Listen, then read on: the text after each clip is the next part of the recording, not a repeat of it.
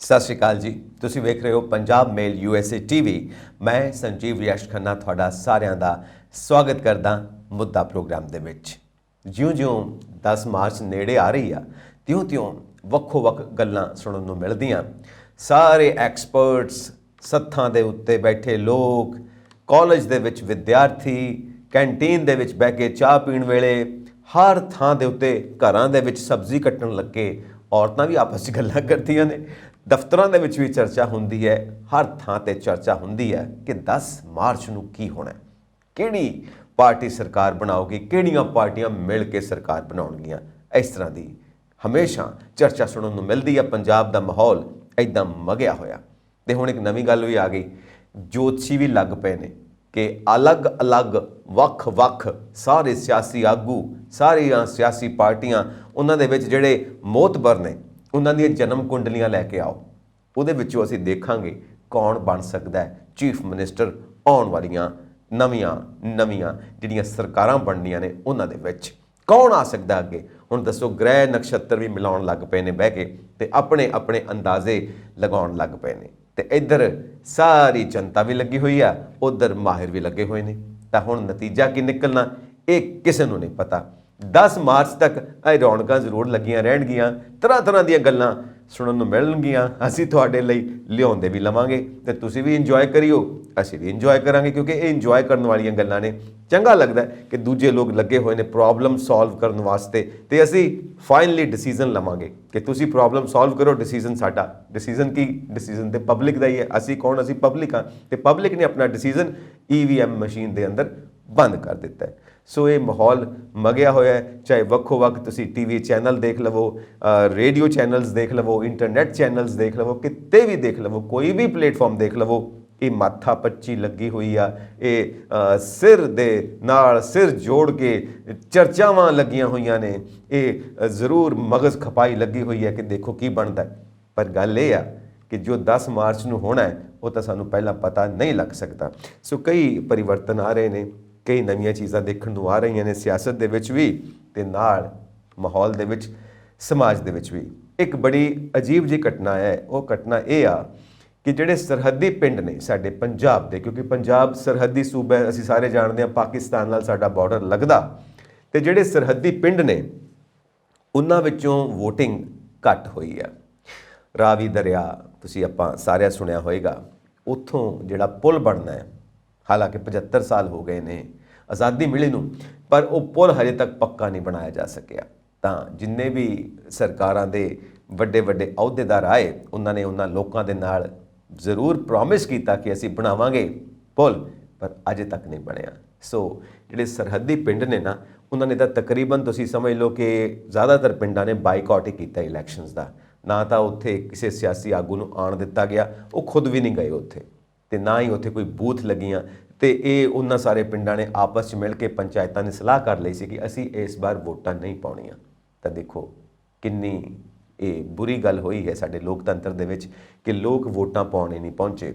ਤਾਂ ਅੰਕੜੇ ਜਿਹੜੇ ਸਾਹਮਣੇ ਆਉਂਦੇ ਨੇ, ਅੰਕੜਿਆਂ ਦੇ ਮੁਤਾਬਿਕ ਇਹ ਆ ਕਿ ਇਸ ਵਾਰ ਜਿਹੜੀਆਂ ਵੋਟਾਂ ਨੇ 5% ਘਟੀਆਂ ਨੇ ਪਿਛਲੇ 2017 ਦੀਆਂ ਇਲੈਕਸ਼ਨਸ ਨਾਲੋਂ। ਪਿਛਲੀ ਵਾਰ ਜਿੰਨੀਆਂ ਵੋਟਾਂ ਸੀ ਉਸ ਤੋਂ 5% ਘੱਟ ਕੇ ਇਸ ਵਾਰ ਸਿਰਫ 71.95% ਦੀ ਵੋਟਾਂ ਹੀ ਪਈਆਂ ਨੇ। ਸੋ ਇਹਦਾ ਵੀ ਇੱਕ ਖਾਸ ਅਸਰ ਪੈਣਾ ਹੈ ਸਾਡੀਆਂ ਇਲੈਕਸ਼ਨਸ ਦੇ ਰਿਜ਼ਲਟ ਦੇ ਉੱਤੇ। ਸੋ ਇਹ ਇੱਕ ਮਾੜੀ ਘਟਨਾ ਹੈ ਜੋ ਕਿ ਨਹੀਂ ਹੋਣਾ ਚਾਹੀਦਾ, ਕਿਉਂਕਿ ਅਸੀਂ ਦੇਖਦੇ ਹਾਂ ਸਰਹੱਦੀ ਪਿੰਡਾਂ ਦੇ ਨੇੜੇ ਹਮੇਸ਼ਾ ਇੱਕ ਤਾਂ ਇਹ ਖਤਰਾ ਬਣਿਆ ਰਹਿੰਦਾ ਕਿ ਹੁਣ ਜੰਗ ਲੱਗੀ। ਨਾ ਤਾਂ ਉੱਥੇ ਕੋਈ ਇੰਡਸਟਰੀ ਡਿਵੈਲਪ ਹੁੰਦੀ ਆ, ਤੇ ਐਗਰੀਕਲਚਰ ਦੇ ਵਾਸਤੇ ਵੀ ਦੇਖਿਆ ਜਾਵੇ, ਖੇਤੀਬਾੜੀ ਦਾ ਵੀ ਕੁਝ ਇੰਨਾ ਸਾਜੋ ਸਮਾਨ ਉਹਨਾਂ ਕੋਲ ਹੈ ਨਹੀਂ, ਗਰੀਬੀ ਦੇ ਵਿੱਚ ਨੇ, ਤੇ ਕਈਆਂ ਦੀਆਂ ਜ਼ਮੀਨਾਂ ਪਾਕਿਸਤਾਨ ਵੱਲ ਨੇ। ਤਾਂ ਰੋਜ਼ ਉਹਨਾਂ ਨੂੰ ਬਾਰਡਰ ਪਾਰ ਕਰਕੇ ਆਪਣੀਆਂ ਜ਼ਮੀਨਾਂ 'ਚ ਜਾਣਾ ਪੈਂਦਾ ਕੰਮ ਕਾਰ ਕਰਨ ਵਾਸਤੇ। ਉੱਧਰੋਂ ਵੀ ਕਈ ਕਿਸਾਨ ਆਉਂਦੇ ਨੇ ਇੱਧਰ ਕੰਮ ਕਾਰ ਕਰਨ ਵਾਸਤੇ। ਤਾਂ ਇਹ ਹਮੇਸ਼ਾ ਖਤਰਾ ਜਿਹਾ ਬਣਿਆ ਰਹਿੰਦਾ ਕਿ ਜੰਗ ਨਾ ਲੱਗ ਜਾਵੇ। ਤੇ ਨਾਲ ਇਹ ਵੀ ਖਤਰਾ ਬਣਿਆ ਰਹਿੰਦਾ ਕਿ ਸਮਗਲਿੰਗ ਦੇ ਚਾਰਜਿਸ ਲੱਗਦੇ ਨੇ ਉਹਨਾਂ ਦੇ ਉੱਤੇ, ਕਿ ਉਹ ਨਸ਼ੇ ਲੈ ਕੇ ਇੱਧਰ ਆਉਂਦੇ ਨੇ, ਨਸ਼ੇ ਲੈ ਕੇ ਉੱਧਰ ਜਾਂਦੇ ਨੇ। ਉਹ ਜਿਹੜਾ ਮਾਫੀਆ ਨਸ਼ਿਆਂ ਦੇ ਵਿੱਚ ਸਰਗਰਮ ਹੈ, ਉਹਨਾਂ ਦੇ ਨਾਲ ਮਿਲੇ ਹੋਏ ਨੇ ਪਿੰਡ ਦੇ ਵਾਸੀ। ਇੱਕ ਇਹ ਵੀ ਉਹਨਾਂ ਦੇ ਉੱਤੇ ਖਤਰਾ ਬਣਿਆ ਰਹਿੰਦਾ ਤੇ ਕਾਫੀ ਬਦਨਾਮੀ ਵੀ ਹੁੰਦੀ ਹੈ ਕਈ ਵਾਰ। ਤੇ ਵੱਖੋ-ਵੱਖ ਪਿੰਡਾਂ ਨੇ ਉਹਨਾਂ ਲੋਕਾਂ ਦੇ ਕਈ ਨਾਂ ਵੀ ਰੱਖੇ ਹੋਏ ਨੇ। ਤਾਂ ਕਈ ਵਾਰ ਹੁੰਦਾ ਕਿ ਲੋਕ ਉਸ ਪਿੰਡ ਨੂੰ ਛੱਡ ਕੇ ਚਲੇ ਵੀ ਗਏ ਨੇ, ਉੱਥੇ ਸਿਰਫ ਉਹੀ ਰਹਿ ਗਏ ਨੇ ਜਿਹੜੇ ਹੋਰ ਕਿਤੇ ਬਾਹਰ ਜਾ ਨਹੀਂ ਸਕਦੇ, ਕਿਤੇ ਬਾਹਰ ਉਹਨਾਂ ਦਾ ਗੁਜ਼ਾਰਾ ਨਹੀਂ ਹੋ ਸਕਦਾ। ਤਾਂ ਉਹਨਾਂ ਦੇ ਜਿਹੜੇ ਪਰਿਵਾਰ ਨੇ ਉਹਨਾਂ ਦਾ ਸਮਾਜਿਕ ਜੀਵਨ ਵੀ ਬੜਾ ਖਿਲਰਿਆ ਪਿਆ, ਕਿਉਂਕਿ ਕਈ ਵਾਰ ਦੇਖਿਆ ਜਾਂਦਾ ਕਿ ਬੱਚਿਆਂ ਦੇ ਵਿਆਹ ਕਰਨੇ ਵੀ ਮੁਸ਼ਕਲ ਹੋ ਜਾਂਦੇ ਨੇ, ਕਿਉਂਕਿ ਇਹ ਬਦਨਾਮੀ ਨਾਲ ਲੱਗੀ ਹੋਈ ਹੈ ਕਿ ਉਹ ਸਰਹੱਦੀ ਪਿੰਡਾਂ ਦੇ ਵਿੱਚ ਰਹਿੰਦੇ ਨੇ, ਸਮਗਲਰਾਂ ਦੇ ਨਾਲ ਮਿਲੇ ਹੋਏ ਨੇ ਤੇ ਉਹਨਾਂ ਦੇ ਉੱਤੇ ਹਮੇਸ਼ਾ ਛਾਪੇ ਪੈਂਦੇ ਰਹਿੰਦੇ ਨੇ, ਕਿਉਂਕਿ BSF ਤੁਸੀਂ ਜਾਣਦੇ ਹੋ ਹਮੇਸ਼ਾ ਸਿਕਿਉਰਿਟੀ ਪਰਪਸ ਕਰਕੇ ਛਾਪੇ ਪੈਂਦੇ ਹੀ ਰਹਿੰਦੇ ਨੇ। ਸੋ ਇਹ ਜੀਵਨ ਬੜਾ ਅਜੀਬ ਜਿਹਾ ਹੈ ਤੇ 75 ਸਾਲ ਹੋ ਗਏ ਆਜ਼ਾਦੀ ਨੂੰ ਤੇ ਇਸ ਵੇਲੇ ਵੀ ਸਰਹੱਦੀ ਪਿੰਡਾਂ ਦਾ ਜੀਵਨ ਜੋ ਹੈ ਉਹ ਬੜਾ ਤਰਸਯੋਗ ਹੈ। ਉਹਦੇ ਵਾਸਤੇ ਖਾਸ ਕੰਮ ਹੋਣਾ ਚਾਹੀਦਾ ਸੀ ਜੋ ਕਿ ਨਹੀਂ ਹੋਇਆ। ਇੰਡਸਟਰੀ ਤਾਂ ਉੱਥੇ ਡਿਵੈਲਪ ਹੋਈ ਨਹੀਂ, ਕਿਉਂਕਿ ਕੋਈ ਵੀ ਉੱਥੇ ਇਨਵੈਸਟਰਸ ਰੈਡੀ ਨਹੀਂ ਹੁੰਦੇ ਇਨਵੈਸਟਮੈਂਟ ਕਰਨ ਵਾਸਤੇ। ਸੋ ਇਹ ਸਾਰੀਆਂ ਚੀਜ਼ਾਂ ਸਾਹਮਣੇ ਆਉਂਦੀਆਂ ਨੇ ਤੇ ਨਾਲ ਅਸੀਂ ਇਹ ਦੇਖਦੇ ਹਾਂ ਕਿ ਜਿਹੜਾ ਹੁਣ ਬਜਟ ਆਇਆ ਹੈ, ਬਜਟ ਦੇ ਵਿੱਚ ਸਾਡੇ PM ਮੋਦੀ ਸਾਹਿਬ ਨੇ ਕਿਹਾ ਕਿ ਖੇਤੀਬਾੜੀ ਦੇ ਉੱਤੇ ਖਾਸ ਤਵੱਜੋ ਦਿੱਤੀ ਜਾਏਗੀ, ਬੀਜ ਤੋਂ ਲੈ ਕੇ ਬਾਜ਼ਾਰ ਤੱਕ। ਮਤਲਬ ਜਿਹੜੇ ਬੀਜ ਤੁਸੀਂ ਖੇਤੀ ਦੇ ਵਿੱਚ ਇਸਤੇਮਾਲ ਕਰਨੇ ਨੇ ਫਸਲਾਂ ਨੂੰ ਬੀਜਣ ਵਾਸਤੇ, ਉੱਥੋਂ ਲੈ ਕੇ ਮਾਰਕੀਟ ਤੱਕ, ਪੂਰੀ ਮਾਰਕੀਟਿੰਗ ਤੱਕ ਗਵਰਨਮੈਂਟ ਤੁਹਾਡਾ ਸਾਥ ਦੇਗੀ, ਇਨਵੈਸਟਮੈਂਟਸ ਕਰੇਗੀ, ਕਿਸਾਨਾਂ ਦੀ ਹਾਲਤ ਸੁਧਰੇਗੀ ਤੇ ਕਿਸਾਨਾਂ ਦੀ ਇਨਕਮ ਨੂੰ ਡਬਲ ਕਰਨ ਦੀ ਵੀ ਗੱਲ ਕੀਤੀ ਜਾਂਦੀ ਹੈ। ਪਤਾ ਨਹੀਂ ਉਹ ਕਦੋਂ ਹੋਣੀ ਹੈ ਤੇ ਕਿਵੇਂ ਹੋਣੀ ਹੈ। ਜੋ ਸਾਹਮਣੇ ਸਾਰਾ ਇਕਨੋਮਿਕ ਨਜ਼ਾਰਾ ਆਉਂਦਾ ਹੈ ਉਹਨੂੰ ਦੇਖ ਕੇ ਤਾਂ ਇਹ ਬੜਾ ਟਫ ਕੰਮ ਲੱਗਦਾ, ਪਰ ਜੇ ਹੋ ਜਾਵੇ ਤਾਂ ਬਹੁਤ ਹੀ ਵਧੀਆ। ਸਾਡੇ ਕਿਸਾਨਾਂ ਦਾ ਜੀਵਨ ਵੀ ਸੰਵਰ ਜਾਏ, ਸੁਧਰ ਜਾਏ ਤੇ ਨਾਲ ਸਾਡਾ ਜੀਵਨ ਵੀ, ਸ਼ਹਿਰੀਆਂ ਦਾ, ਪੇਂਡੂਆਂ ਦਾ, ਸਾਦਾ ਸਭ ਦਾ ਜੀਵਨ ਵਧੀਆ ਹੋ ਜਾਏਗਾ ਜੇ ਕਿਸਾਨਾਂ ਦੀ ਸਾਰੀ ਹਾਲਤ, ਮਾਲੀ ਹਾਲਤ ਸੁਧਰ ਜਾਂਦੀ ਹੈ। ਸੋ ਇੱਕ ਅੱਛੀ ਮੂਵ ਲੱਗਦੀ ਹੈ ਕਿ ਜਿਸ ਤਰ੍ਹਾਂ PM ਮੋਦੀ ਸਾਹਿਬ ਨੇ ਕਿਹਾ ਕਿ ਅਸੀਂ ਵੱਖੋ-ਵੱਖ ਸਕੀਮਾਂ ਘੋਸ਼ਿਤ ਕਰਨ ਜਾ ਰਹੇ ਹਾਂ ਤੇ ਘੋਸ਼ਿਤ ਕਰਦੇ ਵੀ ਪਏ ਹਾਂ ਇਸ ਨਵੇਂ ਬਜਟ ਦੇ ਵਿੱਚ, ਤਾਂ ਇੱਕ ਚੰਗੀ ਮੂਵ ਹੈ। ਨਾਲ ਦੀ ਨਾਲ ਇੱਕ ਹੋਰ ਖਬਰ ਜਿਹੜੀ ਸਾਨੂੰ ਦੇਖਣ ਨੂੰ ਮਿਲਦੀ ਪਈ ਹੈ, ਸ਼੍ਰੋਮਣੀ ਅਕਾਲੀ ਦਲ ਦੇ ਜਿਹੜੇ ਵੱਡੇ ਹੈਵੀ ਵੇਟ ਨੇਤਾ ਨੇ ਮਜੀਠੀਆ ਸਾਹਿਬ, ਉਹਨਾਂ ਨੇ ਸਰੈਂਡਰ ਕੀਤਾ ਮੋਹਾਲੀ ਦੇ ਵਿੱਚ, ਕਿਉਂਕਿ 24 ਤਰੀਕ ਤੱਕ ਹੀ ਉਹਨਾਂ ਨੂੰ ਸੁਪਰੀਮ ਕੋਰਟ ਨੇ ਇਜਾਜ਼ਤ ਦਿੱਤੀ ਹੋਈ ਸੀ, ਉਹਨਾਂ ਦੀ ਗ੍ਰਿਫਤਾਰੀ ਦੇ ਉੱਤੇ ਰੋਕ ਲੱਗੀ ਹੋਈ ਸੀ ਕਿ ਉਹ ਆਪਣੀਆਂ ਚੋਣਾਂ ਦੇ ਵਿੱਚ ਜਾ ਕੇ ਪਾਰਟਿਸਿਪੇਟ ਕਰ ਸਕਦੇ ਨੇ, ਚੋਣਾਂ ਲੜ ਸਕਦੇ ਨੇ। ਸੋ ਅੱਜ ਉਹਨਾਂ ਨੇ 24 ਤਰੀਕ ਨੂੰ ਜਾ ਕੇ ਸਰੈਂਡਰ ਕੀਤਾ ਹੈ ਆਪਣੇ ਮੋਹਾਲੀ ਕੋਰਟ ਦੇ ਵਿੱਚ। ਦੇਖੋ ਹੁਣ ਕੀ ਨਤੀਜੇ ਸਾਹਮਣੇ ਆਉਂਦੇ ਨੇ, ਪਰ ਸ਼੍ਰੋਮਣੀ ਅਕਾਲੀ ਦਲ ਦੀ ਜਿਹੜੀ ਕਾਰਗੁਜ਼ਾਰੀ ਹੈ, ਫਿਊਚਰ ਹੈ, ਉਹਨਾਂ ਦਾ ਭਵਿੱਖ ਹੈ, ਉਸ ਦੇ ਉੱਤੇ ਇਹਦਾ ਕੀ ਅਸਰ ਪਏਗਾ, ਇਹ ਵੀ ਇੱਕ ਸੋਚਣ ਵਾਲੀ, ਵਿਚਾਰ ਕਰਨ ਵਾਲੀ ਗੱਲ ਹੈ। ਵੈਸੇ ਮਾਹਿਰ ਇਹ ਮੰਨਦੇ ਨੇ, ਜਿਸ ਤਰ੍ਹਾਂ ਅਸੀਂ ਪਹਿਲਾਂ ਵੀ ਆਪਣੇ ਪਲੇਟਫਾਰਮ ਤੋਂ ਗੱਲ ਕਰਦੇ ਪਏ ਹਾਂ ਕਿ 2-3 ਸਮੀਕਰਨ ਬਣਦੇ ਨੇ। ਖੈਰ ਪ੍ਰੈਜ਼ੀਡੈਂਟ ਰੂਲ ਦੀ ਤਾਂ ਗੱਲ ਬਿਲਕੁਲ ਪਿੱਛੇ ਹੀ ਪਾ ਦਿਓ ਨਾ, ਕਿਉਂਕਿ ਇਹ ਤਾਂ ਅਮਿਤ ਸ਼ਾਹ ਜੋ ਪੰਜਾਬ ਦੇ ਵਿੱਚ ਆਏ ਔਰ ਗ੍ਰਹਿ ਮੰਤਰੀ ਨੇ ਭਾਰਤ ਦੇ, ਉਹ ਵੀ ਇਹ ਕਹਿ ਚੁੱਕੇ ਨੇ ਕਿ ਇਹ ਪ੍ਰੈਜ਼ੀਡੈਂਟ ਰੂਲ ਕੋਈ ਹੱਲ ਨਹੀਂ ਹੈ ਕਿ ਰਾਸ਼ਟਰਪਤੀ ਰਾਜ ਲਾਗੂ ਕਰ ਦਿਓ, ਇਹ ਕੋਈ ਹੱਲ ਨਹੀਂ ਹੈ, ਕਿਉਂਕਿ ਸਮੀਕਰਨ ਬਣ ਜਾਂਦੇ ਨੇ। ਇਹ ਕੋਈ ਹੱਲ ਨਹੀਂ ਹੈ ਕਿ ਅਸੀਂ ਰਾਸ਼ਟਰਪਤੀ ਰਾਜ ਲਾਗੂ ਕਰਕੇ ਹਰ 6 ਮਹੀਨੇ ਬਾਅਦ ਵਧਾਉਂਦੇ ਜਾਈਏ, ਨਹੀਂ। ਪੋਲੀਟੀਕਲ ਪਾਰਟੀਆਂ ਆਪਸ 'ਚ ਮਿਲ ਕੇ ਕੋਈ ਨਾ ਕੋਈ ਸਮੀਕਰਨ ਬਣਾ ਲੈਂਦੀਆਂ ਨੇ, ਕੋਈ ਨਾ ਕੋਈ ਹੇਰ ਫੇਰ ਕਰਕੇ, ਕੁਝ ਨਾ ਕੁਝ ਜੋੜ ਘਟਾਓ ਕਰਕੇ ਕੁਝ ਨਾ ਕੁਝ ਇਹ ਬਣ ਜਾਂਦਾ ਕਿ ਉਹ ਸਰਕਾਰ ਬਣਾਉਣ ਦੇ ਵਿੱਚ ਕਾਮਯਾਬ ਹੋ ਜਾਂਦੇ ਨੇ। ਤੇ ਮਜੀਠੀਆ ਸਾਹਿਬ ਨੇ ਵੀ ਸਰੈਂਡਰ ਕਰਨ ਤੋਂ ਪਹਿਲਾਂ ਇਹ ਗੱਲ ਬਿਆਨ ਵਿੱਚ ਕਹੀ ਆਪਣੇ ਕਿ ਹੋ ਸਕਦਾ ਹੈ ਕਿ ਜੇ ਇਹ ਸਮੀਕਰਨ ਬਣਦਾ ਤੇ ਅਸੀਂ BJP ਨਾਲ ਹੱਥ ਮਿਲਾ ਸਕਦੇ, ਕਿਉਂਕਿ ਪਹਿਲਾਂ ਵੀ ਗੱਠ ਜੁੜ ਰਿਹਾ ਹੈ ਤੇ BJP ਦਾ ਤੇ ਅਕਾਲੀਸ ਦਾ, ਹੁਣ ਤੇ ਬਸਪਾ ਵੀ ਨਾਲ ਆ ਗਈ ਆ ਤੇ ਉਹਨਾਂ ਨੇ ਇਹ ਗੱਲ ਜ਼ਾਹਿਰ ਕੀਤੀ ਆਪਣੇ ਬਿਆਨ ਦੇ ਵਿੱਚ। ਅਮਿਤ ਸ਼ਾਹ ਵੀ ਕੁਝ ਐਸੀ ਗੱਲ ਕਹਿ ਰਹੇ ਨੇ ਕਿ ਅਸੀਂ ਜਾ ਸਕਦੇ ਹਾਂ ਸ਼੍ਰੋਮਣੀ ਅਕਾਲੀ ਦਲ ਦੇ ਨਾਲ, ਪਰ ਮਾਹਿਰ ਇਹ ਮੰਨਦੇ ਨੇ ਕਿ ਇਹ ਦੋਵੇਂ ਪਾਰਟੀਆਂ ਆਵੇਂ ਆਪਣੇ ਅਲਾਇੰਸਿਸ ਨਾਲ ਆਉਣਗੀਆਂ, ਪਰ ਇਹ ਦੋਵੇਂ ਪਾਰਟੀਆਂ ਮਿਲ ਕੇ ਵੀ ਸਰਕਾਰ ਬਣਾਉਣ ਦੇ ਵਿੱਚ ਸ਼ਾਇਦ ਕਾਮਯਾਬ ਨਾ ਹੋਣ, ਕਿਉਂਕਿ ਇੰਨੀਆਂ ਸੀਟਾਂ ਨਹੀਂ ਜਿੱਤ ਸਕਦੀਆਂ। ਇਸ ਕਰਕੇ ਜ਼ਿਆਦਾ ਚਾਂਸਸ ਇਹ ਬਣਦੇ ਪਏ ਨੇ ਕਿ ਆਮ ਆਦਮੀ ਪਾਰਟੀ ਤੇ ਕਾਂਗਰਸ ਆਈ ਮਿਲ ਕੇ ਸਰਕਾਰ ਬਣਾਵੇ, ਕਿਉਂਕਿ ਉਹਨਾਂ ਦੇ ਰੁਖ ਦੇ ਵਿੱਚ ਕਾਫੀ ਹਵਾ ਵਗੀ ਹੈ, ਉਹਨਾਂ ਦੀ ਪੱਖ ਦੇ ਵਿੱਚ ਕਾਫੀ ਵੋਟਿੰਗ ਹੋਈ ਹੈ, ਕਿਉਂਕਿ ਕਾਫੀ ਸਵਿੰਗ ਹੋਇਆ ਹੈ। ਇਹ ਮਾਹਿਰ ਮੰਨਦੇ ਨੇ ਮਾਲਵਾ ਦੇ ਖੇਤਰ ਦੇ ਵਿੱਚ ਖਾਸ ਕਰਕੇ ਆਮ ਆਦਮੀ ਪਾਰਟੀ ਨੂੰ ਵਧੀਆ ਹੁੰਗਾਰਾ ਮਿਲਿਆ ਤੇ ਇਸ ਕਰਕੇ ਇਹਨਾਂ ਦੇ ਚਾਂਸਸ ਜ਼ਿਆਦਾ ਲੱਗਦੇ ਪਏ ਨੇ। ਸੋ ਕੁਝ ਵੀ ਹੋਵੇ, ਗਵਰਨਮੈਂਟ ਬਣੇ, ਕਿਉਂਕਿ ਲੋਕਤੰਤਰ ਤਾਂ ਹੀ ਕਾਮਯਾਬ ਹੈ ਜੇ ਲੋਕਾਂ ਵੱਲੋਂ ਚੁਣੀ ਹੋਈ ਸਰਕਾਰ ਬਣਦੀ ਹੈ ਤੇ ਲੋਕਾਂ ਲਈ ਕੰਮ ਕਰਦੀ ਹੈ, ਲੋਕਾਂ ਲਈ ਫੈਸਲੇ ਲੈਂਦੀ ਹੈ। ਸੋ ਗਵਰਨਮੈਂਟ ਬਣਨੀ ਚਾਹੀਦੀ ਹੈ ਤੇ 5 ਸਾਲ ਚੱਲਣੀ ਵੀ ਚਾਹੀਦੀ, ਕਿਉਂਕਿ ਜੇ ਵਿੱਚ ਚੋਣਾਂ ਹੋ ਜਾਂਦੀਆਂ ਨੇ ਤਾਂ ਇਹ ਪੰਜਾਬ ਵਾਸਤੇ, ਕਿਉਂਕਿ ਅੱਗੇ ਕਰਜ਼ੇ ਥੱਲੇ ਡੁੱਬਿਆ ਪਿਆ, ਇੰਨਾ ਕਰਜ਼ਾ ਹੈ, ਤਾਂ ਹੋਰ ਚੋਣਾਂ ਦਾ ਹੋਰ ਬੋਝ ਪੈਣਾ ਇਹ ਤਾਂ ਬਹੁਤ ਮਾੜੀ ਗੱਲ ਹੋ ਜਾਏਗੀ ਪੰਜਾਬ ਵਾਸਤੇ, ਕਿਉਂਕਿ ਚੋਣਾਂ ਦਾ ਖਰਚੇ ਵੀ ਬਹੁਤ ਜ਼ਿਆਦਾ ਨੇ। ਤਾਂ ਕੇਂਦਰ ਸਰਕਾਰ ਕਿੰਨਾ ਕੁ ਸਾਡੀ ਮਦਦ ਕਰ ਸਕਦੇ ਨੇ, ਉਹਨਾਂ ਨੂੰ ਵੀ ਬਜਟ ਦੇਖਣਾ ਪਏਗਾ। ਪੂਰੀ ਚੀਜ਼ ਇਸ ਵਕਤ ਇਕੋਨਮੀ ਨੂੰ ਦੇਖ ਕੇ ਚੱਲਣੀ ਪੈ ਰਹੀ ਆ। ਅਸੀਂ ਦੇਖਦੇ ਹਾਂ ਪੂਰੀ ਇਕੋਨਮੀ ਦਾ ਕੀ ਹਾਲ ਹੋ ਗਿਆ COVID-19 ਕਰਕੇ, ਸਾਰੇ ਬਿਜ਼ਨਸ, ਸਾਰਾ ਅਰਥਚਾਰਾ ਕਿਸ ਤਰ੍ਹਾਂ ਉਤਾਰ ਚੜਾਵ ਦੇ ਵਿੱਚ ਚੱਲਦਾ ਪਿਆ, ਅਸੀਂ ਸਾਰੇ ਜਾਣਦੇ ਹਾਂ। ਸੋ ਅਸੀਂ ਖੈਰ ਮੰਗਦੇ ਹਾਂ, ਰੱਬ ਕੋਲੋਂ ਸੁੱਖ ਮੰਗਦੇ ਹਾਂ ਕਿ ਕੋਈ ਨਾ ਕੋਈ ਗਵਰਨਮੈਂਟ ਜ਼ਰੂਰ ਬਣੇ ਤੇ 5 ਸਾਲਾਂ ਤੱਕ ਚੱਲੇ। ਤੇ ਜਿਹੜੇ ਸਿਆਸੀ ਆਗੂ, ਸਿਆਸੀ ਪਾਰਟੀਆਂ ਨੇ, ਉਹਨਾਂ ਨੂੰ ਵੀ ਇਹ ਗੱਲ ਸਮਝਣੀ ਚਾਹੀਦੀ ਆ ਕਿ ਭਾਵੇਂ ਇਸ ਵਾਰ ਕਿਸੇ ਨੂੰ ਪੂਰਨ ਬਹੁਮਤ ਪੂਰਾ ਬਹੁਮਤ ਨਹੀਂ ਮਿਲਣਾ, ਮਿਲ ਜੁਲ ਕੇ ਸਰਕਾਰ ਬਣਾਉਣੀ ਪੈਣੀ ਹੈ। ਤਾਂ ਪੰਜਾਬ ਦੇ ਹਿੱਤ ਦੇ ਲਈ ਤੁਹਾਨੂੰ ਵਾਸਤਾ ਬਈ ਪੰਜਾਬ ਦਾ, ਪੰਜਾਬ ਦੇ ਹਿੱਤ ਦੇ ਲਈ ਸਰਕਾਰ ਬਣਾਓ ਤੇ ਪੰਜਾਬੀਆਂ ਵਾਸਤੇ, ਪੰਜਾਬ ਵਾਸਤੇ ਕੰਮ ਕਰੋ। ਇੱਕ ਦੂਜੇ ਨੂੰ ਪੂਰੀ ਸਪੋਰਟ ਦਈਓ, 5 ਸਾਲ ਤੱਕ ਸਪੋਰਟ ਵਿੱਚੋਂ ਖਿੱਚ ਨਾ ਲਈਓ, ਕਿਉਂਕਿ ਫਿਰ ਇਲੈਕਸ਼ਨਸ ਦੇ ਗੇੜ ਵਿੱਚ ਪੰਜਾਬ ਨਹੀਂ ਪੈਣਾ ਚਾਹੁੰਦਾ। ਇਸ ਕਰਕੇ ਬੜਾ ਸੈਂਸਿਟਿਵ ਮਾਹੌਲ ਬਣਿਆ ਹੋਇਆ, ਇਸ ਕਰਕੇ ਇਸ ਵੱਲ ਧਿਆਨ ਦੇਣਾ ਜ਼ਰੂਰੀ ਹੈ। ਨਾਲ ਦੀ ਨਾਲ ਅਸੀਂ ਇਹ ਦੇਖਦੇ ਹਾਂ ਕਿ ਅੰਤਰਰਾਸ਼ਟਰੀ ਮਾਰਕੀਟ ਦਾ ਕੀ ਹਾਲ ਹੈ ਇਸ ਵਕਤ। ਜਿਸ ਤਰ੍ਹਾਂ ਅਸੀਂ ਜਾਣਦੇ ਹਾਂ ਕਿ ਰੂਸ ਤੇ ਯੂਕਰੇਨ ਦੇ ਵਿੱਚ ਇੱਕ ਖਿੱਚਾਤਾਨੀ ਚੱਲ ਰਹੀ ਹੈ, ਹੁਣ ਤੇ ਜੰਗ ਵੀ ਸ਼ੁਰੂ ਹੋ ਗਈ ਹੈ, ਜਿਸ ਵੀ ਲੈਵਲ ਤੇ ਹੋ ਰਹੀ ਹੈ ਉਹਦੇ ਜੋ ਵੀ ਕਾਰਨ ਨੇ, ਪਰ ਇਹਦਾ ਪੂਰਾ ਅਸਰ ਪੈਂਦਾ ਹੈ ਅਰਥਚਾਰੇ ਦੇ ਉੱਤੇ, ਇਕਨੋਮੀ ਦੇ ਉੱਤੇ। ਹੁਣ ਰੇਟਸ ਵਧਣਗੇ ਤੇਲ ਦੇ, ਤੇ ਸੋਨੇ ਦੇ ਰੇਟ ਵੀ ਹੜਬੜਾਏ ਹੋਏ ਨੇ, ਉਹ ਵੀ ਉੱਤੇ ਥੱਲੇ ਹੋ ਰਹੇ ਨੇ ਕਿਉਂਕਿ ਇਹ ਵਾਰ ਚੱਲ ਰਹੀ ਆ। ਸੋ ਇਹਦਾ ਅਸਰ ਪੂਰੀ ਦੁਨੀਆ ਦੇ ਅਰਥਚਾਰੇ ਉੱਤੇ ਪੈਂਦਾ, ਕਿਉਂਕਿ ਅੱਜ ਦੀ ਡੇਟ ਦੇ ਵਿੱਚ ਪੂਰੀ ਦੁਨੀਆ ਨਾ ਇੱਕ ਵਿਲੇਜ ਬਣ ਚੁੱਕੀ ਹੈ, ਇੱਕ ਗਲੋਬਲ ਵਿਲੇਜ ਬਣ ਚੁੱਕੀ ਹੈ, ਇੱਕ ਪਿੰਡ ਬਣ ਚੁੱਕੀ ਹੈ। ਸਾਰੇ ਅਸੀਂ ਇਕੱਠੇ ਹੋ ਚੁੱਕੇ ਹਾਂ। ਇੱਕ ਥਾਂ ਤੇ ਜਿਹੜੀ ਘਟਨਾ ਹੁੰਦੀ ਹੈ ਉਹਦਾ ਅਸਰ ਦੂਜੀ ਥਾਂ ਦੇ ਉੱਤੇ ਜ਼ਰੂਰ ਪੈਂਦਾ। ਇਸ ਕਰਕੇ ਇਹ ਅਸਰ ਪੈਣਾ ਲਾਜ਼ਮੀ ਹੈ ਹਰ ਦੇਸ਼ ਦੀ ਇਕਨੋਮੀ ਦੇ ਉੱਤੇ, ਕਿਉਂਕਿ ਸੋਨਾ ਹਰ ਇਕਨੋਮੀ ਦਾ ਆਧਾਰ ਹੁੰਦਾ। ਤੇ ਨਾਲ ਦੀ ਨਾਲ ਅਰਥ ਵਿਵਸਥਾ ਸਾਰੀ ਤਾਂ ਚੱਲਦੀ ਜਦੋਂ ਤੇਲ ਦੀਆਂ ਕੀਮਤਾਂ ਕੰਟਰੋਲ ਰਹਿੰਦੀਆਂ ਨੇ। ਜੇ ਉਹ ਉੱਤੇ ਜਾਣਗੀਆਂ ਫਿਰ ਗੜਬੜ ਹੁੰਦੀ ਆ, ਸਬਸਿਡੀਜ਼ ਖਤਮ ਹੁੰਦੀਆਂ ਨੇ, ਟੈਕਸ ਵਧਾਏ ਜਾਂਦੇ ਨੇ, ਮਹਿੰਗਾਈ ਵੱਧ ਜਾਂਦੀ ਹੈ, ਇਨਫਲੇਸ਼ਨ ਵੱਧਦੀ ਆ। ਸੋ ਇਹ ਸਾਰੀਆਂ ਚੀਜ਼ਾਂ ਨੂੰ ਧਿਆਨ 'ਚ ਰੱਖਦੇ ਹੋਏ ਵੀ ਸਾਨੂੰ ਚੱਲਣਾ ਪੈਣਾ ਕਿ ਇਹ ਨਤੀਜਾ ਕੀ ਨਿਕਲਦਾ। ਹਾਲਾਂਕਿ ਵੱਖੋ ਵੱਖ ਦੇਸ਼ ਇੰਟਰਫੇਅਰ ਕਰ ਰਹੇ ਨੇ, UN ਇੰਟਰਫੇਅਰ ਕਰ ਰਹੇ ਨੇ ਕਿ ਬਈ ਸ਼ਾਂਤੀ ਰੱਖੋ, ਇਹ ਲੜਾਈਆਂ ਝਗੜੇ 'ਚ ਕੁਝ ਨਹੀਂ ਪਤਾ ਕੀ ਬਣਨਾ। ਇਸ ਕਰਕੇ ਕੋਈ ਗਲਤੀ ਨਾ ਹੋ ਜਾਏ, ਕੋਈ ਗਲਤ ਕਦਮ ਨਾ ਚੁੱਕਿਆ ਜਾਵੇ, ਕਿਉਂਕਿ ਹਥਿਆਰ ਵੀ ਬਹੁਤ ਖਤਰਨਾਕ ਬਣੇ ਹੋਏ ਨੇ। ਕੋਈ ਵੀ ਗਲਤ ਹਥਿਆਰ ਇਸਤੇਮਾਲ ਹੋ ਗਿਆ, ਪਤਾ ਨਹੀਂ ਉਹਦਾ ਨਤੀਜਾ ਕੀ ਨਿਕਲਣਾ।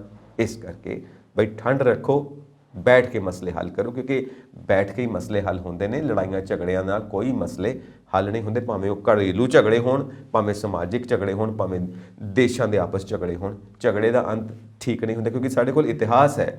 First world war, second world war, ਕਿਸੇ ਦਾ ਕੋਈ ਫਾਇਦਾ ਹੋਇਆ? ਕੁਝ ਨਹੀਂ ਨਿਕਲਿਆ, ਵਿੱਚੋਂ ਨੁਕਸਾਨ ਹੋਇਆ, ਇਨਸਾਨੀ ਜਾਨਾਂ ਗਈਆਂ। ਇੱਥੇ ਵੀ ਹਜ਼ਾਰਾਂ ਜਾਨਾਂ ਜਾ ਚੁੱਕੀਆਂ ਨੇ, ਕਿੰਨੀਆਂ ਘਟਨਾਵਾਂ ਹੋਈਆਂ ਨੇ, ਹਜ਼ਾਰਾਂ ਜਾਨਾਂ ਗਈਆਂ, ਉਹ ਤਾਂ ਮੁੜ ਕੇ ਨਹੀਂ ਆਉਣੀਆਂ।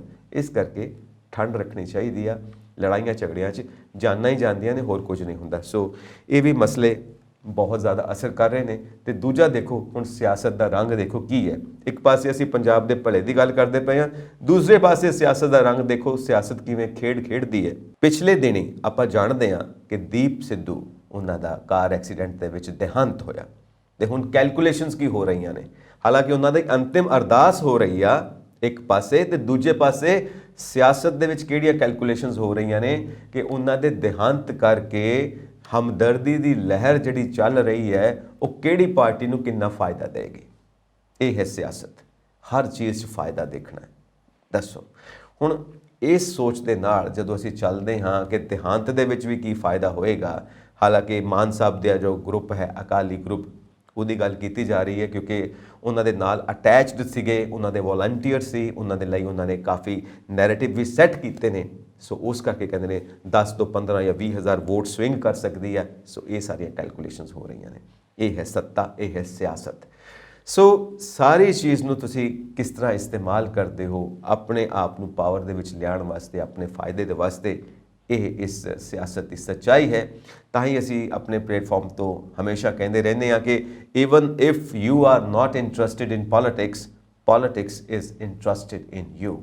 ਕਿਉਂਕਿ ਪੋਲਿਟਿਕਸ ਤੁਹਾਡੇ 'ਚ ਦਿਲਚਸਪੀ ਲੈਂਦਾ, ਭਾਵੇਂ ਤੁਸੀਂ ਪੋਲਿਟਿਕਸ ਦੇ ਵਿੱਚ ਦਿਲਚਸਪੀ ਨਾ ਵੀ ਲੈਂਦੇ ਹੋਵੋ, ਤਾਂ ਇਹੀ ਦਿਲਚਸਪੀ ਸੱਤਾ ਦੇ ਵਿੱਚ ਕਾਬਜ਼ ਹੋਣ ਦੇ ਵਿੱਚ ਮਦਦ ਕਰਦੀ ਹੈ। ਤਾਂ ਇਹ ਸਾਰੀਆਂ ਘਟਨਾਵਾਂ ਪੰਜਾਬ ਦੀ ਰਾਜਨੀਤੀ ਦੇ ਵਿੱਚ ਇਸ ਵਕਤ ਹੋ ਰਹੀਆਂ ਨੇ।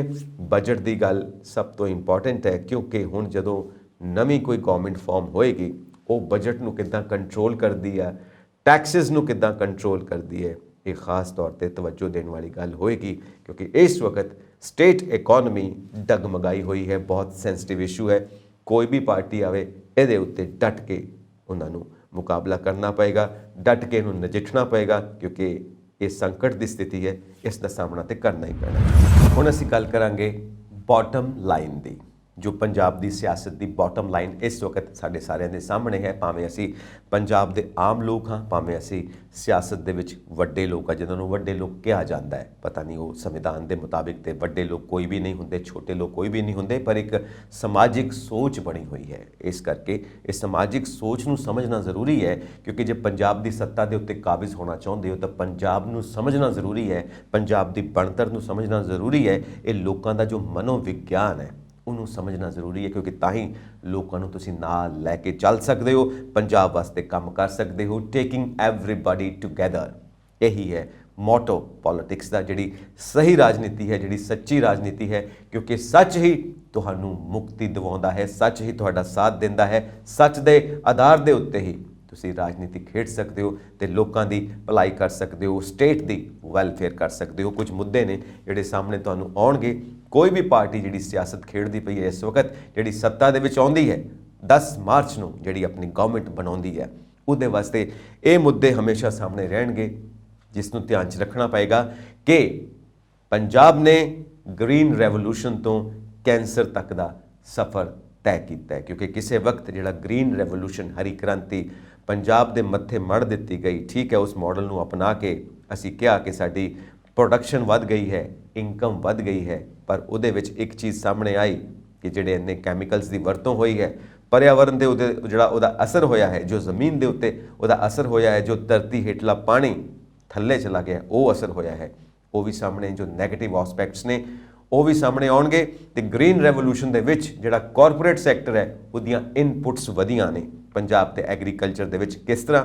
ਜਿਹੜੀ ਮਸ਼ੀਨਰੀ ਹੈ ਉਹ ਵੀ ਦਿੰਦਾ ਕਾਰਪੋਰੇਟ ਸੈਕਟਰ, ਜਿਹੜੇ ਬੀਜ ਨੇ ਉਹ ਵੀ ਦਿੰਦਾ ਕਾਰਪੋਰੇਟ ਸੈਕਟਰ, ਜਿਹੜੀ ਖੇਤੀਬਾੜੀ ਵਾਸਤੇ ਜ਼ਰੂਰੀ ਖਾਦਾਂ ਦੀ ਵਰਤੋਂ ਹੁੰਦੀ ਹੈ ਉਹ ਵੀ ਦਿੰਦਾ ਕਾਰਪੋਰੇਟ ਸੈਕਟਰ। ਕੀਟਨਾਸ਼ਕ ਕਾਰਪੋਰੇਟ ਸੈਕਟਰ, ਹਰ ਥਾਂ ਦੇ ਉੱਤੇ ਕਾਰਪੋਰੇਟ ਸੈਕਟਰ ਖੜਾ ਹੈ ਇਨਪੁਟ ਦੇ ਉੱਤੇ। ਤੇ ਆਊਟਪੁੱਟ ਦੇ ਉੱਤੇ ਵੀ ਉਹਦਾ ਕਬਜ਼ਾ ਹੋਣ ਵਾਲਾ ਸੀ ਜਦੋਂ 3 ਖੇਤੀ ਕਾਨੂੰਨ ਪਾਸ ਕੀਤੇ ਗਏ। ਇਹ ਤੇ ਹੁਣ ਨਹੀਂ ਹੋ ਸਕਿਆ ਕਿਉਂਕਿ ਤਿੰਨੋਂ ਖੇਤੀ ਕਾਨੂੰਨ ਰੱਦ ਕਰ ਦਿੱਤੇ ਗਏ ਨੇ, ਪਰ ਹਜੇ ਬਹੁਤ ਸਾਰੀਆਂ ਹੋਰ ਡਿਮਾਂਡਸ ਨੇ ਜੋ ਪੂਰੀਆਂ ਕਰਵਾਉਣੀਆਂ ਨੇ ਸੈਂਟਰ ਕੋਲੋਂ ਪੰਜਾਬ ਨੇ। ਉਹ ਸਭ ਮੁੱਦੇ ਸਾਡੇ ਸਾਹਮਣੇ ਨੇ। ਤੇ ਪੰਜਾਬ ਦੇ ਅੰਦਰ ਅਸੀਂ ਪੂੰਜੀ ਨਿਵੇਸ਼ ਕਿਵੇਂ ਵਧਾਉਣਾ ਹੈ ਤਾਂ ਕਿ ਇਨਵੈਸਟਮੈਂਟਸ ਹੋ ਸਕੇ। ਵਿਦੇਸ਼ੀ ਕੰਪਨੀਆਂ ਜਾਂ ਭਾਰਤ ਦੇ ਉਹ ਲੋਕ ਜਿਹੜੇ ਪੰਜਾਬ ਦੇ ਅੰਦਰ ਇਨਵੈਸਟ ਕਰਨਾ ਚਾਹੁੰਦੇ ਨੇ, ਉਹ ਕਿਸ ਗੱਲ ਕਰਕੇ ਪੰਜਾਬ ਦੇ ਅੰਦਰ ਇਨਵੈਸਟ ਕਰਨ। ਜੇ ਉਹਨਾਂ ਨੂੰ ਕੁਝ ਸਟੇਬਿਲਿਟੀ ਦਿਖੇਗੀ, ਕੋਈ ਸਥਿਰਤਾ ਦਿਖੇਗੀ ਕਿ ਸਾਡਾ ਪੈਸਾ ਲਗਾਉਣਾ ਰਿਸਕੀ ਨਹੀਂ ਹੈ, ਤਾਂ ਹੀ ਉਹ ਇਸ ਖਿੱਤੇ ਦੇ ਵਿੱਚ ਆ ਕੇ ਆਪਣੀ ਪੂੰਜੀ ਲਗਾਉਣਗੇ ਤਾਂ ਕਿ ਉਹਨਾਂ ਨੂੰ ਵੀ ਪ੍ਰੋਫਿਟ ਹੋਵੇ ਤੇ ਨਾਲ ਸਟੇਟ ਨੂੰ ਤੇ ਸਟੇਟ ਦੇ ਲੋਕਾਂ ਨੂੰ ਵੀ ਪ੍ਰੋਫਿਟ ਹੋਵੇ। ਤਾਂ ਇਨਵੈਸਟਮੈਂਟ ਕਿਵੇਂ ਲੈ ਕੇ ਆਉਣੀ ਆ, ਇਹ ਦੇਖਣਾ ਪਏਗਾ ਐਗਰੀਕਲਚਰ ਵਾਸਤੇ, ਇੰਡਸਟਰੀ ਵਾਸਤੇ ਤੇ ਸਰਵਿਸ ਸੈਕਟਰ ਵਾਸਤੇ। ਨਾਲ ਬੇਰੁਜ਼ਗਾਰੀ ਕਿਵੇਂ ਖਤਮ ਕਰਨੀ ਆ, ਹਰ ਕਿਸਮ ਦੇ ਮਾਫੀਆ ਨੂੰ ਕਿਵੇਂ ਖਤਮ ਕਰਨਾ, ਤੇ ਜਿਹੜੇ ਲੋਕ ਟੈਕਸ ਚੋਰੀ ਕਰਦੇ ਨੇ ਉਹਨਾਂ ਨੂੰ ਕਿਵੇਂ ਰੋਕਣਾ, ਤੇ ਖੇਤੀਬਾੜੀ ਦਾ, ਸਰਵਿਸ ਸੈਕਟਰ ਦਾ, ਇੰਡਸਟਰੀ ਦਾ ਜਿਹੜਾ ਸੰਕਟ ਬਣਿਆ ਹੋਇਆ ਹੈ ਜਿਸ ਕਰਕੇ ਰੋਜ਼ਗਾਰ ਪੈਦਾ ਨਹੀਂ ਹੋ ਰਹੇ, ਉਹਨਾਂ ਦੇ ਉੱਤੇ ਕਿੱਦਾਂ ਕਾਬਜ਼ ਹੋਣਾ ਹੈ, ਉਹਨਾਂ ਨੂੰ ਕਿਵੇਂ ਨਕੇਲ ਪਾਉਣੀ ਹੈ। ਤੇ ਇੱਕ ਗੱਲ ਸਮਝਣ ਵਾਲੀ ਸਭ ਤੋਂ ਇੰਪੋਰਟੈਂਟ ਇਹ ਆ, ਡੰਗ ਟਪਾਊ ਸਿਆਸਤ ਕਿਵੇਂ ਖਤਮ ਕਰਨੀ ਹੈ। ਇਹ ਜਿਹੜਾ corporate versus people, corporate versus Punjab ਦੇ ਲੋਕ ਹੋਇਆ ਪਿਆ, ਇਹਨੂੰ ਕਿੱਦਾਂ ਬੈਲੈਂਸ ਕਰਨਾ ਤਾਂ ਕਿ ਦੋਵੇਂ ਮਿਲ ਕੇ ਚੱਲਣ, ਆਪਸ ਦੇ ਵਿੱਚ ਕੋਈ ਟਕਰਾਵ, ਕੋਈ ਤਣਾਅ ਨਾ ਹੋਵੇ। ਇੱਕ ਗੱਲ ਸਾਨੂੰ ਸਮਝਣੀ ਪਏਗੀ ਜਿਸ ਨੂੰ ਕੋਟ ਕਰਦਾ ਮੈਂ ਕਿ ਜੇ ਮੰਡੀ ਨੂੰ, ਬਾਜ਼ਾਰ ਨੂੰ ਸ਼ਾਸਨ ਚਲਾਉਣ ਦੀ, ਗਵਰਨਮੈਂਟ ਚਲਾਉਣ ਦੀ ਇਜਾਜ਼ਤ ਦੇ ਦਿੱਤੀ ਜਾਂਦੀ ਆ ਤਾਂ ਸਰਕਾਰ ਦੇ ਹੱਥ ਪੱਲੇ ਕੁਝ ਨਹੀਂ ਰਹਿ ਜਾਂਦਾ। ਸਭ ਕੁਝ ਤੁਸੀਂ ਵੱਡੇ ਬਿਜ਼ਨਸ ਹਾਊਸਿਸ ਨੂੰ ਸੌਂਪ ਦੇਣਾ ਚਾਹੁੰਦੇ ਹੋ ਤੇ ਆਪ ਪੱਲਾ ਝਾੜ ਦੇਣਾ ਚਾਹੁੰਦੇ ਹੋ ਤੇ ਫਿਰ ਤੁਹਾਡੇ ਪੱਲੇ ਕੁਝ ਵੀ ਨਹੀਂ ਰਹਿ ਜਾਣਾ। ਸਭ ਕੁਝ ਬਿਜ਼ਨਸ ਹਾਊਸਿਸ ਨੇ ਸਾਂਭ ਲੈਣਾ, ਤੁਸੀਂ ਬਸ ਉਹਨਾਂ ਦੇ ਹੱਥਾਂ ਦੀ ਕਠਪੁਤਲੀ ਬਣ ਕੇ ਰਹਿ ਜਾਓਗੇ, ਭਾਵੇਂ ਤੁਸੀਂ ਕਿੱਡੇ ਵੀ ਵੱਡੇ ਅਹੁਦੇ ਤੇ ਕਿਉਂ ਨਾ ਬੈਠੇ ਹੋਵੋ। ਇਸ ਕਰਕੇ ਪੰਜਾਬ ਨੂੰ ਚਲਾਉਣ ਦੇ ਲਈ ਨਜ਼ਰੀਆ ਚਾਹੀਦਾ, ਅਕਲ ਚਾਹੀਦੀ ਆ, ਕਿਉਂਕਿ ਪੰਜਾਬ ਦੇ ਲੋਕਾਂ ਨੇ ਕਾਰਪੋਰੇਟ ਹਾਊਸਿਸ ਨੂੰ ਵੋਟਾਂ ਨਹੀਂ ਪਾਈਆਂ, ਬਿਗ ਬਿਜ਼ਨਸ ਹਾਊਸਿਸ ਨੂੰ ਵੋਟਾਂ ਨਹੀਂ ਪਾਈਆਂ, ਪੰਜਾਬ ਦੇ ਲੋਕਾਂ ਨੇ ਤੁਹਾਨੂੰ ਵੋਟਾਂ ਪਾਈਆਂ ਨੇ। ਤੁਸੀਂ ਸਾਡੇ ਸਿਆਸੀ ਆਗੂ ਹੋ, ਤੁਸੀਂ ਸਾਡੀਆਂ ਸਿਆਸੀ ਪਾਰਟੀਆਂ ਹੋ, ਤੁਸੀਂ ਸਾਡੇ ਵਾਸਤੇ ਜ਼ਿੰਮੇਵਾਰ ਹੋ, ਤੁਸੀਂ ਸਾਡੇ ਵਾਸਤੇ ਜਵਾਬਦੇਹ ਹੋ ਤੇ ਅਸੀਂ ਸਾਰੇ ਪੰਜਾਬ ਵਾਸੀ ਆਪਣੇ ਪਿਆਰੇ ਪੰਜਾਬ ਵਾਸਤੇ ਜਵਾਬਦੇਹ ਹਾਂ। ਸਾਨੂੰ ਖੁਸ਼ੀ ਹੈ ਕਿ ਤੁਸੀਂ ਮੁੱਦਾ ਪ੍ਰੋਗਰਾਮ ਦਾ ਹਿੱਸਾ ਬਣਦੇ ਹੋ। ਹੋਰ ਅਪਡੇਟਸ ਦੇ ਲਈ ਵੇਖਦੇ ਰਹੋ ਪੰਜਾਬ ਮੇਲ USA TV। ਸਤਿ ਸ਼੍ਰੀ ਅਕਾਲ ਜੀ।